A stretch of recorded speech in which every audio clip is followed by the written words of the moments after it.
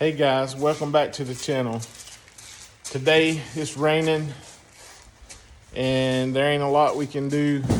So we're gonna be working on the garage and we don't even know where to start. YouTube, I don't even know where to begin. This is about a year and a half's accumulation of junk. So, and it's rainy today, so we can't do anything. So I guess we'll just work on cleaning out the garage. We got junk that we hadn't used in years.